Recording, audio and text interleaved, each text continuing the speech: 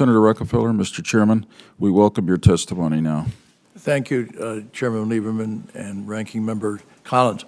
And you're quite right about that. I mean, I think Senator Reid wants this on the floor as soon as possible. And frankly, the thing that scares me more than anything is the fact that we've had so many hearings, and yet that was necessary to get to the agreements that we've all come to.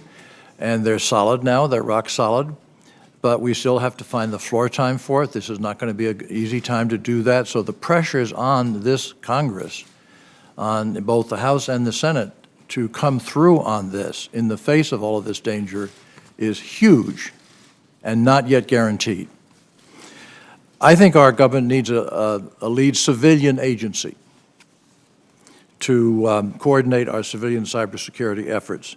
And that agency should, of course, be the Department of Homeland Security under the superb leadership of Janet Napolitano.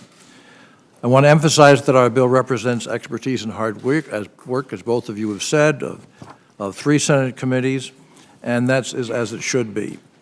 We have eagerly sought, as you mentioned, Senator Lieberman, and have received constructive criticism and input from a whole lot of places. I can remember giving a speech, I think 2 years ago, to a business group presenting ideas that Olympia Snow and I had for this, and they were just surprised to hear that somebody was willing to listen to them, to listen to their complaints, and there were a lot of them. Even when people refuse to engage with us, and there have been that, even within the Senate, to refuse to discuss with our staffs, to have discussions. That doesn't mean that we don't take some of their suggestions, and we have done that. Because if they don't want to engage, that's okay. If they've got good suggestions, then put them in and make it a stronger bill. Beyond this bill's principal authors, Senators Lieberman, Collins, Feinstein, and myself, the bill reflects the input, assistance, or requests of senators on both sides of the aisle, as it should be, and which gives me hope for final passage.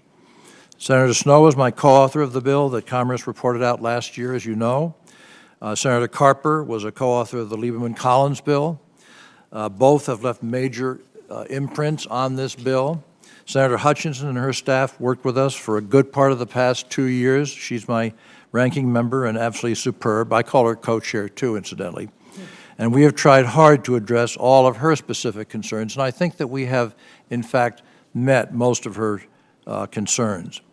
We've sought to engage Senator Chambliss and before him Senator Bond in the same fashion. There was some reluctance at some point to have staff discussions. It didn't make any difference. We were interested in what they had, and if there was something good in what they had, we put it in the bill. We wanted it in the bill, and then it had to pass future tests as we, combined all the efforts. Senator Kyle and Senator Whitehouse contributed an entire title regarding cybersecurity awareness. Senators Kerry, Lugar, Gillibrand, Hatch did the same on the title regarding diplomacy. Because of Senator McCain's concerns, we omitted significant language pertaining to the White House Cyber Office. When colleagues had ongoing questions about a provision that I personally believed in extremely important, I agreed to drop it from the base bill.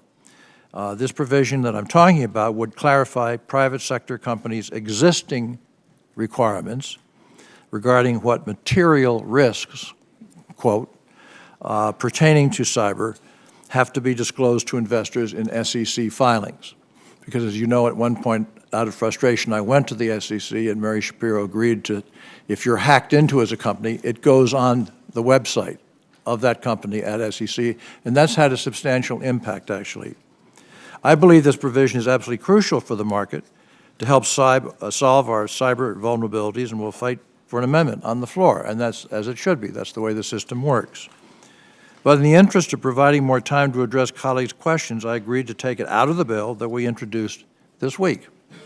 Any suggestion that this exhaustive process has been anything but open and transparent is patently false. This has been a really open process and lengthy, as has been pointed out. Why have we worked so tirelessly to include the views of all sides?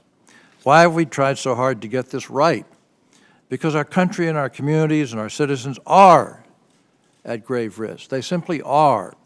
I'm not sure if they are aware, because there are so many things that are reported in a news cycle that it almost sort of diminishes the overall aggregated weight of the danger. So our citizens have to be aware of this. This is not a Republican or Democrat issue. It's a life or death issue for the economy and for us as people. I want to be clear, the cyber threat is very, very real. This is not alarmist. Here's why. It's hard to talk about this sometimes without seeming alarmist.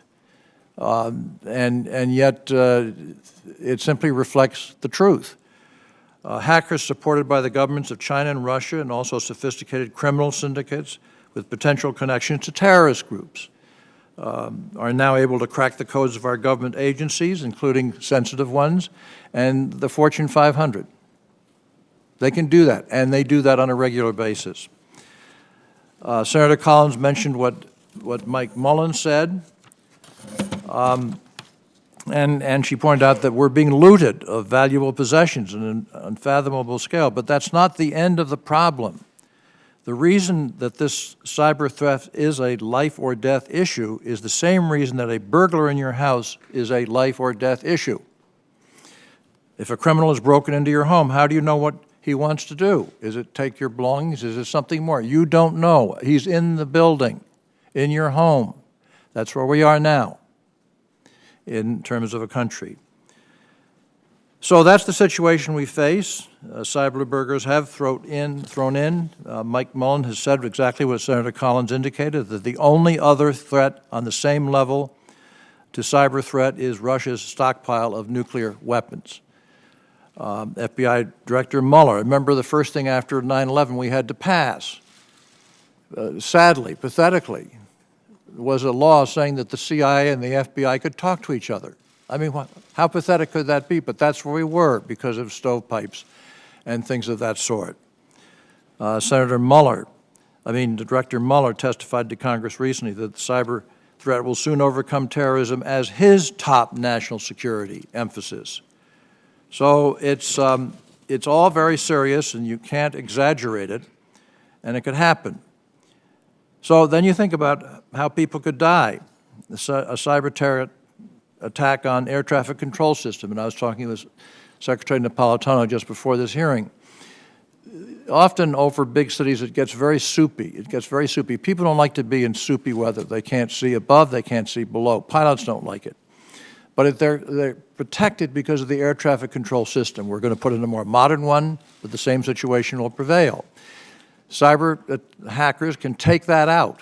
They can take, of a city or of a group of cities, they can take out that capacity so that planes are literally flying in the dark, and they will fly into each other and kill a lot of people.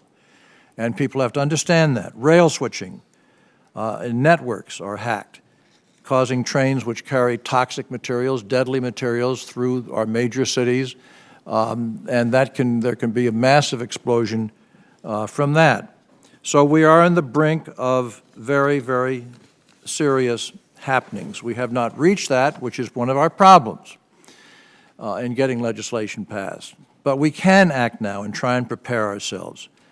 Let me just close by saying that I was on the Intelligence Committee during this time leading up to 2001, and the world was rife with reports of people coming in and going out of our country, dots here and there that appeared to be connected, but we're not quite sure. And what about this Moussaoui thing? And what about that folks in that house in San Diego? And all of that was up there. What about the closing down of the bin Laden unit, or a message that never got to the bin Laden unit? I mean, all of that was there, and we knew all of that. And the national security apparatus was working very, very hard on that. And they took it seriously, but they didn't get deep enough because it was a new phenomenon. Well, here we are in a very similar situation. It's already with us. It's much more obvious than the lead up to 2011 was. And so we now have to act. We do not have the luxury of waiting to see and develop. We have to act. At some point, the Congress has to assert itself. The federal government does have roles where this is not a heavy-handed thing, as Senator Collins has pointed out. It's not. But the federal government is involved because it is a matter of national security. And so I just wait to work with anybody and anybody to get this passed through both houses of the United States Congress.